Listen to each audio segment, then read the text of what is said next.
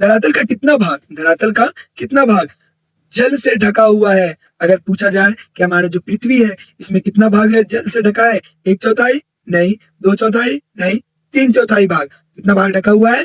3/4 भाग। तो इसमें देख लेते हैं, पृथ्वी की सतह का लगभग 3/4 भाग किससे ढका हुआ है? जल से ढका हुआ है। यही कारण है कि पृथ्वी जो है वो किसके नाम से जाना जाता है?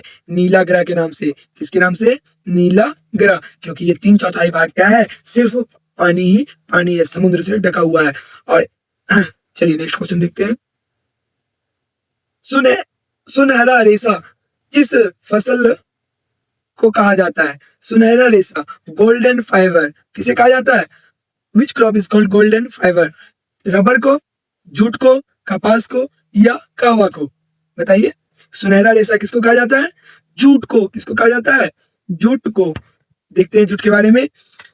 जो जूट है, जूट को क्या कहा जाता है? गोल्डन फाइबर के नाम से जाना जाता है। जूट को किससे जाना जाता है? गोल्डन फाइबर के नाम से। क्योंकि इसकी जो रेशेदार होती है, उसकी जो गुणवत्ता होती है वो सुनहरे रंग का होता है। कैसा होता है? सुनहरे रंग का, इसलिए इसको गोल्डन फाइबर भी कहते हैं। इसके कारण जो है व्यापार में इसकी बहुत मांग है। इसकी मांग बहुत है।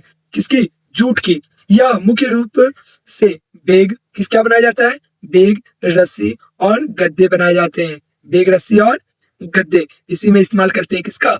जूट का। कोई दिक्कत? चलिए नेक्स्ट क्वेश्चन देखते हैं। अगर आप लोगों को वीडियो समझ में आ रहा होगा तो प्लीज लाइक, शेयर और सब्सक्राइब करें और अपने दोस्तों के साथ भी शेयर करें, ताकि आप लोगों की तैयारी मिलजुल कर बहुत ही अच्छे ढंग से सफल हो सके। बोलता है, इनमें या इसमें पवन महाशक्ति का दर्जा प्राप्त है। The wind power super power. Wind power super power किस देश को मिला है? रूस को, चीन को या अमेरिका को या भारत को? तो जो पवन महाशक्ति है यानी कि वाइंड पावर सुपर पावर, ये किसको मिला है? चीन को। किसका? चीन को। चीन के बारे में जानते हैं कि ये जो है चीन दुनिया में सबसे बड़ा पवन ऊर्जा उत्पादक देश है। क्या? पवन ऊर्जा का उत्पादन सबसे ज्यादा अगर कोई देश करता है तो वो कौन करता है? चीन करता है। यह पवन ऊर्जा में वैश्विक नेता और विंड पावर यानी कि सुपर पावर के रूप में जाना जाता है। ये विश्व भर में जाना जाता है। किसके नाम से? विंड पावर या सुपर पावर के नाम से। कौन? चीन। नेक्स्ट क्वेश्चन देखते हैं। भारत में जूट उत्पादन में किस राज्य का महत्वपूर्ण स्थान है? अगर जूट उत्पादन में बोला जाए भारत में किस राज्य का? जम्मू कश्मीर। जम्मू कश्मीर में जूट होता है क्या? नहीं। महाराष्ट्र नहीं। उत्तर प्रदेश नहीं। इसमें सबसे आगे कौन है? पश्चिम बंगाल। तो ऑप्शन नंबर हमारा क्या हो जाएगा? डी। देखिए, पश्चिम बंगाल जो है भारत का प्रमुख जूट उत्पादक राज्य है। पश्चिम बंगाल जो है भारत का प्रमुख जूट उत्पादक राज्य है। यहाँ की भौगोलिक और जलवायु परिस्थितियां जूट की खेती के लिए अनुकूल है। जूट की खेती के लिए अनुकूल कहाँ है? पश्चिम बंगाल। यहाँ का जलवायु उसी के अनुकूल है और भौगोलिक क्षेत्र भी उसी तरह का, बनावट इसका उसी तरह का है। नेक्स्ट क्वेश्चन देखते हैं। सबसे लंबा राष्ट्रीय राजमार्ग कौन सा है? तो हम लोग सबको पता है सबसे लंबा कौन है? राजमार्ग 7, national highway NH7। Next question देखते हैं। राष्ट्रीय राजमार्ग 7 जो है भारत का सबसे लंबा राष्ट्रीय राजमार्ग है। यह उत्तर भारत, कहाँ पे? उत्तर भारत से दक्षिण भारत तक क्या हुआ है? फैला हुआ है, जो कई राज्यों को क्या करता है? जोड़ने का काम करता है। चलिए नेक्स्ट क्वेश्चन देखते हैं। श्रीलंका में बहुसंख्यक कौन है? श्रीलंका में सबसे ज्यादा संख्या इनकी है। मेजोरिटी पॉपुलेशन जो है किसका है? तमिल का, सिन्हली का, बौद्ध का या इनमें से कोई नहीं। तो हम लोग जानते हैं कि श्रीलंका में सबसे ज्यादा कौन है? बहुलक सिन्हली लोग। कौन है? सिन्हली लोग। देखते हैं श्रीलंका की बहुसंख्यक जनसंख्या जो है वो किसकी है? सिन्हली का। ये मुख्य रूप से किसको मानते हैं? बौद्ध धर्म को। किसको मानते हैं? बौद्ध धर्म का पालन करते हैं। नेक्स्ट क्वेश्चन देखते हैं। पोखरण भारत के किस राज्य में है? पोखरण भारत के किस राज्य में है?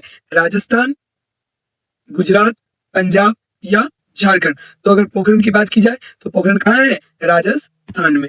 तो ऑप्शन नंबर ए हमारा क्या हो जाएगा? सही हो जाएगा। बोलता है पोखरण भारत के राजस्थान राज्य में स्थित है।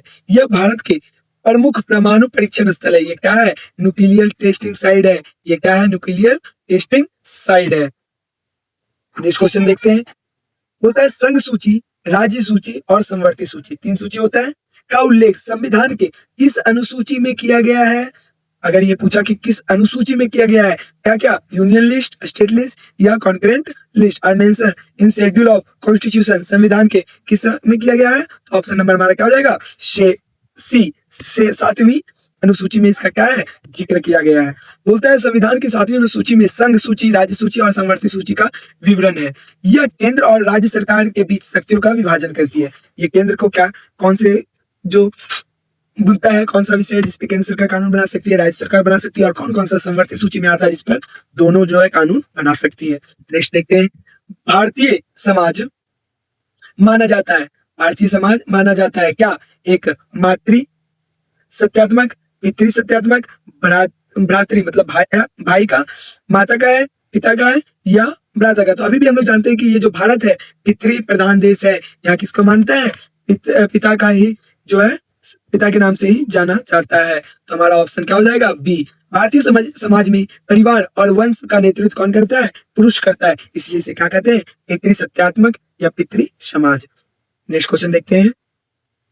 तो आप लोग एक बार कमेंट करके जरूर बताएं कि आप लोगों को वीडियो कैसा लग रहा है, क्या हमारी बातों को समझ में आ रहा है, कहाँ कहाँ आप लोगों को परेशानी हो रही है, आप बताएं। अगले बार से हम उसे अच्छे से सुधार कर डालने की कोशिश करेंगे। तो हम लोग नेक्स्ट क्वेश्चन देखते हैं। अगर पसंद आ रहा है